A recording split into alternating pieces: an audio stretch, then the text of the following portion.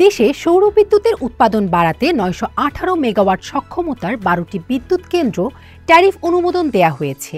গত ৯ ডিসেম্বর সরকারি ক্রয় সংক্রান্ত উপদেষ্টা কমিটিতে অনুমোদন পাওয়া এসব বিদ্যুৎ কেন্দ্রের উৎপাদন খরচ বিগত সময়ের চেয়ে কমেছে।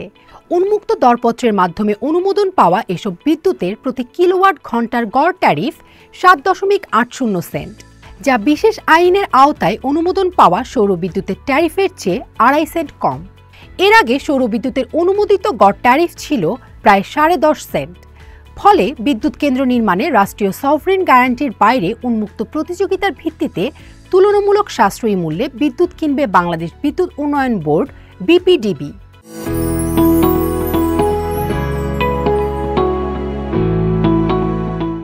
একসময় সৌর বিদ্যুতের গড় ট্যারিফ ছিল প্রায় ১০.৪৭ সেন্ট।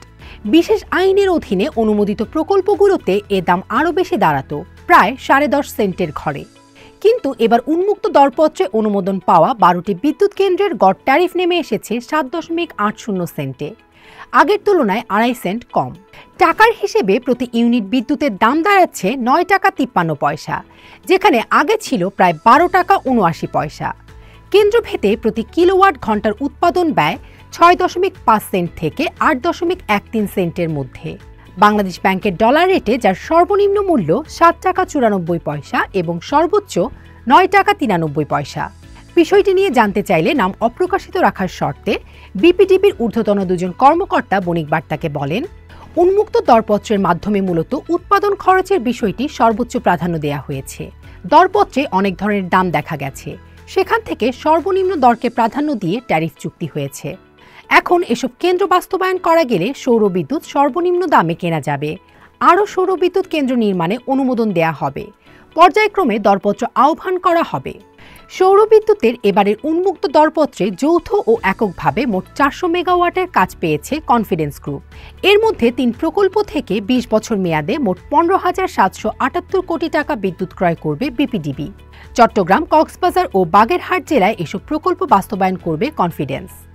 প্রতিযোগিতাপূর্ণ এসব প্রকল্প দ্রুত বাস্তবায়ন করা গেলে সরকার সাশ্রয়ী মূল্যে বিদ্যুৎ পাবে বলে মনে করেন কনফিডেন্স পাওয়ারের শীর্ষ নির্বাহীরাও।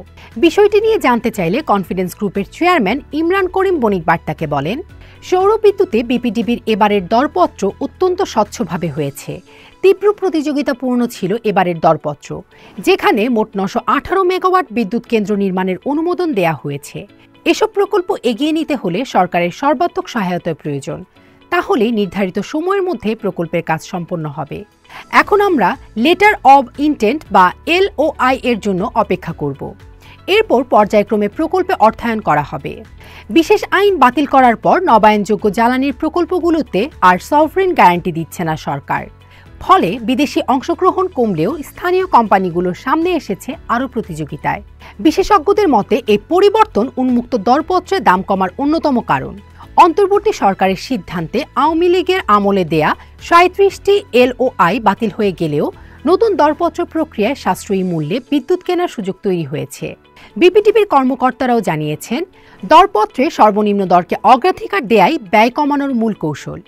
১২টি কেন্দ্রের মধ্যে এককভাবে ও যৌথভাবে সবচেয়ে বেশি কাজ পেয়েছে কনফিডেন্স গ্রুপ, মোট ৪০০ মেগাওয়াট, ফটিকছড়ি ২০০ মেগাওয়াট। ২০ বছর বিপিডিবির ব্যয় হবে ৭,৬৯৩ কোটি টাকা। ট্যারিফ ৭.৭৫ সেন্ট। কক্সবাজার খুটখালি ১০০ মেগাওয়াট, ব্যয় ৪,০৪৩ কোটি টাকা। ট্যারিফ ৮.০৯ সেন্ট। বাগেরহাট বুড়িরডাঙ্গা ১০০ মেগাওয়াট যৌথ, ব্যয় ৪,১৪০ কোটি টাকা। ট্যারিফ ৮.০৯ সেন্ট। এছাড়া প্যারামাউন্টের পাবনা ১৫০ মেগাওয়াট, ট্যারিফ ৭.৮৯ সেন্ট। মৌলভীবাজার ২৫ মেগাওয়াট, ট্যারিফ ৭.৬৪ cent. Hemayetpur Pabna ৭০ megawatt, tariff ৭.৯ সেন্ট। নোয়াখালীর সুধারাম ১০ মেগাওয়াট, ট্যারিফ ৭.৪৯ সেন্ট।